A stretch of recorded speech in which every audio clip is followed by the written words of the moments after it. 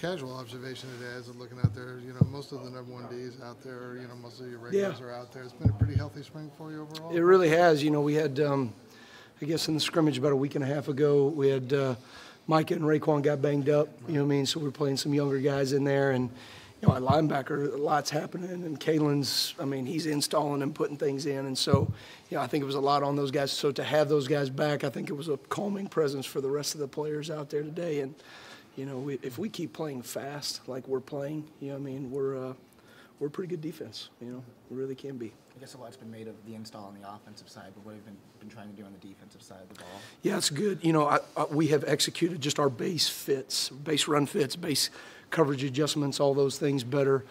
Tweaked a little bit of our blitz system. We doing all the same things, just a way to keep things a little bit simpler, a little more efficient.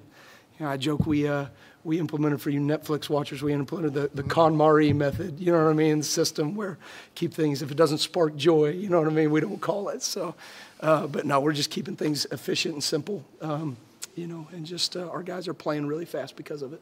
Have you found like a response to that in a positive way, you know, keeping things simpler versus, you know, kind of going with the more abstract? You just see athletes go play fast, you know what I mean? And that's what we're seeing right now. We've done a good job of recruiting players, developing players, and now I think, you know, it's myself and the rest of the defensive staff that it's our responsibility to build a system, right, or build on top of the system that we already have, just keep things clean so that they can play confident and fast. Just on my own, I was making out a depth chart in my head the other day for the defense. Yeah, me too. And sure, but what I was struck by, you know, is that one of the ramifications of playing young guys. Yeah.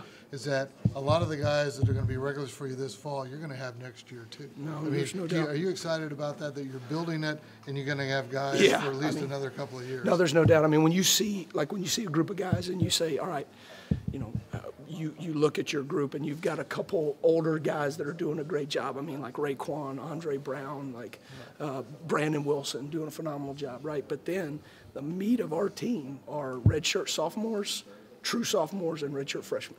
You know what I mean? And those are guys that, like, when you walk out there, the ones go out, and there are a bunch of those guys out there, and you're like, dang, man, these kids can really do it.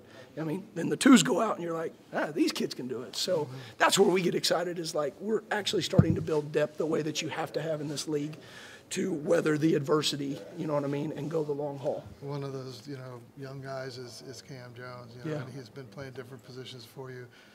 I know it's been talked about, but, you know, heading down the stretch now, how's he really handled that, and what do you perceive his role being in the fall at this point? Is it going to be multiple, or are you going to try and settle on one spot for him? I think it's my responsibility as a coach, right, to take the athletes that we have and utilize their full skill set, right? So if I just make Cam Jones a one-dimensional linebacker, or, you know, he's a cover 2 safety and that's all he does, right? Like, I'm not utilizing that kid's full skill set, and we brought him here, right, to showcase what he can do, help us and help him, right? So it's my responsibility as the play caller to be able to utilize his full skill set. He's special just in terms of his athleticism, but I think where I've been impressed is just his natural instincts and his just, you know, he just loves to play a violent and fierce style of game, you know what I mean? And that's where you're like, golly, man, you can just use this kid in a lot of different ways. You talked about building your depth up. How have you seen the rule change last year of the players are actually allowed to play 4 games? How have you been able to see that actually benefit you guys in your depth right now? I mean, for us, right, like that was huge, because when you build a team and you say, all right, some guys are redshirt freshmen, they got 4 games of experience. And I'll be honest, like, it doesn't matter whether it's special teams, whether it's defense, just getting in a game and feeling the speed of it and that pressure, you know what I mean, it just makes you different. It makes you more confident because you've at least seen it. You've at least been out there on the field.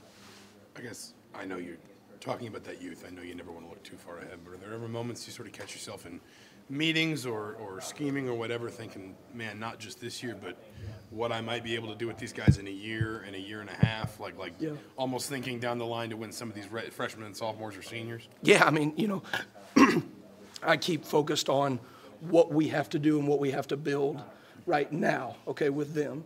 But it's my job, Tom's job, the defensive staff to look at, you know, Tom didn't come here to build a one and done, you know what I mean, and go out and move to the next place. I mean, he's made it very clear we're building this system for the long haul. Now, have we taken some lumps in the first couple of years because of that? Sure. but we're building this thing for the long haul. Now we're hopeful to see the fruit of some of that labor. And then again, you know what I mean? Like, as these older guys get more and more experience on the field, you guys remember how T. Gray and Chris Covington played when they were seniors, you know what I mean? Like, these players are very talented football players that we just got to keep bringing them along as we go.